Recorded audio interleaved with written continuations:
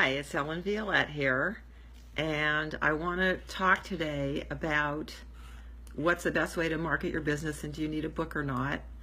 And the reason I want to talk about this is it's been on my mind because I've talked with several people lately who have been in analysis paralysis and asking, what do I do first? Do I need a book first? Do I need a course first? Do I need an email list first? And what happens is you get all this input from people in all these different directions because they believe in what they're doing, and I'm no different. And so I just want to preface it with that. And so what happens is you get all this input and then you get overwhelmed by it and you get confused because each person is sure that their way is the right way. So that's a problem. So what I try to do is help people see what their options are and also look at what their strategies are and whether that makes sense or not. So for instance, if when I was having this conversation with someone the other day and they said that they had 25 people on their email list, and I said to them, okay, and what did you have to do to get those 25 people? And then I was saying to her, look, because she was thinking about doing a book. I think she'd actually started it, I'm not sure. But I was saying, look, when we do #1 best-selling launches, the people are averaging, oh, hi, Alan. The people are averaging 500 downloads. So that means 500 people that you're getting in front of, like, overnight. Okay, so when we do a bestseller launch, it's like you're a #1 bestseller in 1 to 2 days. And, we all have this desire for instant gratification, I know, and yet there's also the part of that doesn't mean that everything's going to fall into place because you launched a book. And for some people, actually what happens is they launch a book and nothing happens. So I don't know whether it's because they don't get it to #1 or they get it in a category that doesn't really, have that many people in it, or I don't know, they just didn't put out enough, positive energy and market enough for enough people to see it. I don't know. I don't know what happened. But I also know that I have plenty of authors who will do a free launch. I mean, they don't even get to #1 paid. They just get to #1 free. And what ends up happening is really great things happen. So I have and I will get into some other stuff about this. Don't worry, I'm not just going to talk about books. But so what ends up happening is that, like for one of my authors, a publicist really saw her book and really loved it and picked her up for free and started marketing for her. Hi, that's my brother. Started marketing for her. And what ended up happening is that he got her 230,000 Twitter followers, and she became one of the top entrepreneurs to watch for 2015, coming in at number 30. So you never know what's going to happen, and so you want to get yourself out there. But I want people to think about it strategically. So for instance, if somebody says to me, I'm going to build an email list, I go, great. Okay, what are you going to talk to people about when you build this email list? What are you going to give them? How are you going to get them to the next step? And people don't really think about it. They go, well, I don't know, should I do my online course first, or should I do my book first? And to me, what you should do first is the research to find out, what your market wants, what your passion is, what your skill is, what's already out there, and then what can you offer that's different than what's already out there that's going to make you stand out from everybody else. And then once you have that and you create an outline, you can create everything. I mean, you can create a program, you can create a book, but again, you want to think about, how does this get marketed? So when I started, I did what I teach. I wrote a book. And then what I did was I gave a free seminar, and I recorded that seminar. So now that seminar became a product. So I didn't have to sit and worry about, oh my God, what am I going to create and what should I create first and all that. The reason I did the book first is because I knew that doing a book is a very low cost, high value product that I could get a lot of people to pay attention to. And there are different ways to do that. again, I think doing bestseller launches is the best way to do it in this day and age, especially for people who don't have a list, don't have a following, because it's instant, it's fast, and it works. But when I did it, Kindle didn't exist, so I could not do it that way. But what we did was we did a bonus giveaway, and in those days, bonus giveaways did a lot better than they do now, because there weren't as many of them, and now people are inundated with free stuff. But still, the cool thing is when you do a bestseller launch and you put it in the announcement sites, you have keywords and categories, and what happens is that it gets out to the people that are looking for what you have to offer. So we're talking about targeting it. Okay, so it's not just like, you know, making something a bonus offer and then just throwing it out there. And I know a lot of times, like, I get offered all the time to be in these free giveaways. And the thing that I always ask myself is, okay, is this giveaway going to get to the people that I'm trying to get to? Because I've done giveaways where I've gotten very few people for the work that I put into it and just in general.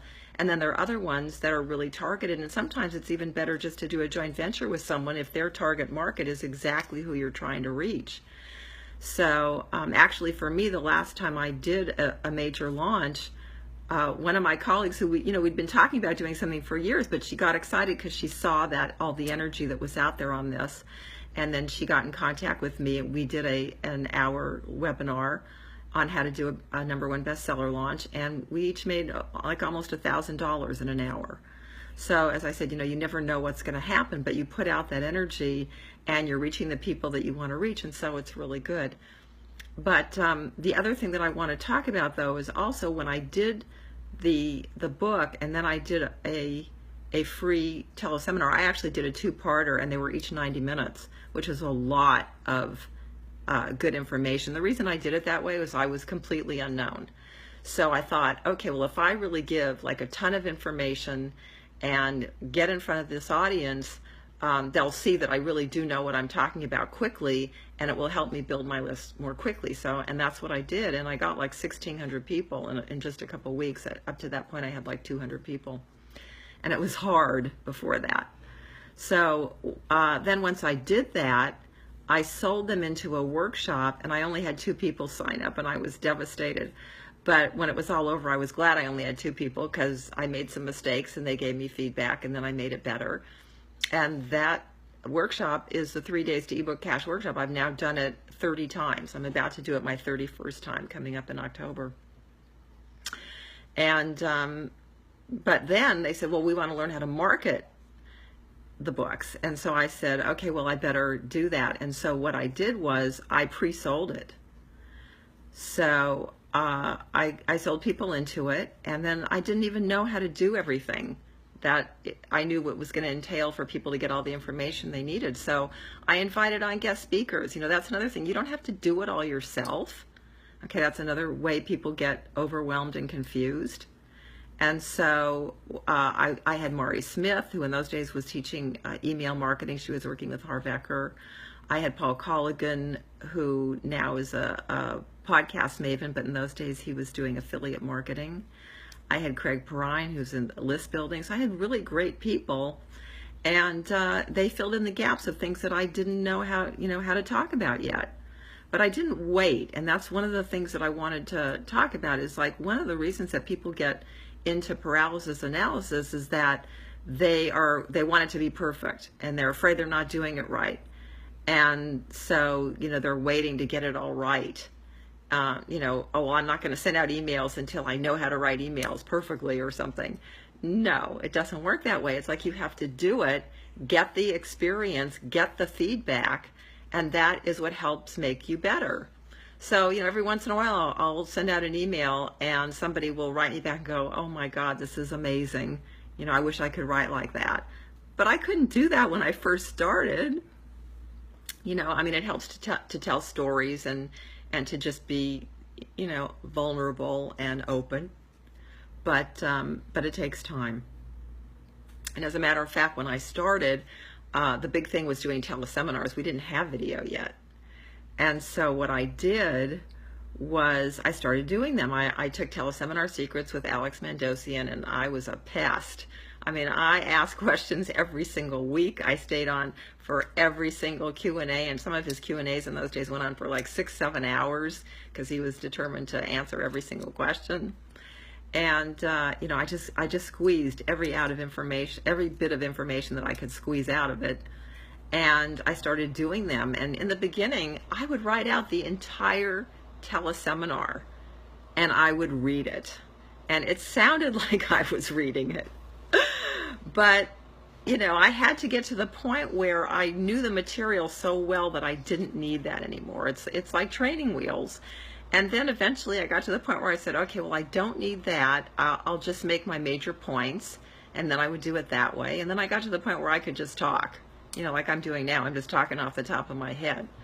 But and even so, like before I did this right now, I wrote out a whole thing.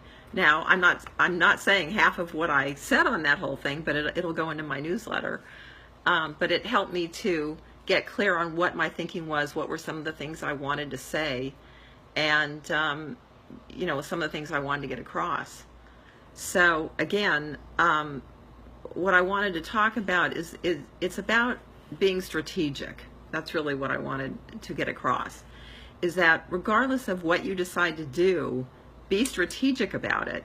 So in other words, don't let yourself be led around by the shiny object syndrome. You know, it's like, oh, that sounds good. Oh, this sounds good. Oh, and you do that and you go, oh yeah, and this, I'm going to get there really fast with this, or I'm going to get there really fast with that. And the thing is, number one, they may have different passions and different skills than you have. In the beginning, I mean, I used to do that all the time. I would buy stuff, half of it I didn't use, some of it was obsolete before I ever got to it. And so, hi Tanya. And I want to say hi to Ron and Michelle, everybody who's joining me, Andrew, cool. As I said, my brother, Tim, Tara, Alan. So, yeah, so I didn't use everything right away. So I bought a social media course. It was $2,500, and by the time I got around to trying to use it, it was obsolete. I bought Evergreen. In those days, it was called, I think, Evergreen Business System. I paid $500 for it. By the time I went to use it, they had gone to another one, and the support wasn't available, and I'm pissed off about that to this day. But you know, but it's lesson learned. It's like I don't buy stuff that I'm not going to use right away anymore. That's part of, you know, not getting into that whole confusion and panic and everything. And then the other thing that I've learned to do is, and I've had a hard time with this too. I'm going to be honest, it's not easy. But talking about, okay, what are my three biggest goals? And it's hard because I usually have 6 or 7 of them at a time. But you have to get it down to like 3 because your brain can't handle more than that. It gets overwhelming. It gets frustrating. And then everything takes a really long time. And so you have to get it down to the top 3. And then I rotate with those. And the reason I rotate is because sometimes, like for instance, right now I'm working on getting a podcast going. It's going to be called Books, Business, and Abundance. Those of you who've been following me know I've been working on this for quite a while. And I had some starts and stops. But I'm really excited because it is getting there. But I was just ready to, you know, I was starting to do the show notes. And I was starting to put everything in order, and I realized that one of them didn't have the music on it, and I was like mind blown because I was sure I did this. So I just went, oh well. So now I'm waiting for that, you know. So in the meantime, I'm working on a new book because I took Eric Lofholm's Book in a Day program because he invited me on to speak, and I figured as long as I was there, I might as well write another book. So I did that. But anyway, so I'm waiting for a cover on that. So, you know, there are times when there are things going on and you can't actually work on that right that minute. And so, you know, you want to have other things, but you also want to get things done. So that's why I try to stick to 3 main ones. And then, you know, if something comes along that makes more sense to me and something's not working, then I will be flexible and change. But you have to be careful with that because what can happen is you can use that as a way to stay stuck. And I see that a lot in the 3 Days to eBook Cash workshop where people will start to write about a topic and then they'll get into it and they'll say, oh, no, that's not working and I'll do this. And they change. But if they're like halfway done, I will say to them, don't do that. Just finish it. And then you can do something else. Because if you put all that work into it, you don't know whether you're doing it just to mess your mind, to mess with you, getting your mind to mess with you. So that's one reason why I don't like people to do that. And also, once you put that much work into it, why not just finish it? I'm sure it'll help somebody. So, the other thing that I wanted to say, which I talked about a little bit earlier, was how I got started in doing a book and then doing a webinar and then and upselling. And the truth is that it still works today. It's amazing. It's like when I think about all the different things that people are doing, and it doesn't mean that they don't work too, but there are certain things that are never going to go out of style. Writing a book is never going to go out of style. Getting on the phone and talking to people is never going to go out of style. Giving people information, however you do it, whether it's a webinar, a video, whatever, it's not going to go out of style. Okay, so that's the other thing. If you're trying to learn something and you're slow at this point because it's new to you, or technology is hard for you, like, stick to the things that work for you. Stick to the things that are easy for you to do, and put them into a funnel where it makes sense to go from A to B to see whatever that is for you. For me, it's writing books, it's podcasting, it's connecting with people one-on-one on LinkedIn and Facebook. But I didn't start out doing all those things. I started with, like I said, I started with books and teleseminars. That was it. 2 things. That was it. So, I guess, in doing bonus offers. So I had 3 things.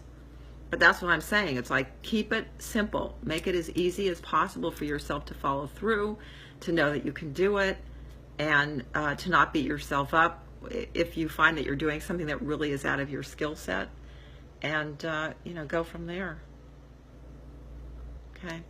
The other thing that of course, I'm shamelessly plugging books because I believe in them, but the other thing that I do want to say is that I do love how versatile books are, and whatever you are doing, whether it's books or articles or blogs or webinars, whatever it is, look at what are all the different things that you can do with whatever it is you're doing. So for me, when I do a new book and I'm looking for the keywords and categories, I know I can use those keywords and categories for my marketing. And then I know that I can take that outline, depending on what the book's about. I can probably take the outline and turn it into either a little program or a big program, depending on what the book's about. And I can take content out of the book for tweets and posts and create articles from it. So to me, it just does a whole lot of stuff. And by writing it first in the book, it gives me an outline, and it gives me the sort of structure, so that it's easy for me to get it finished. So again, you have to look at what that is for you.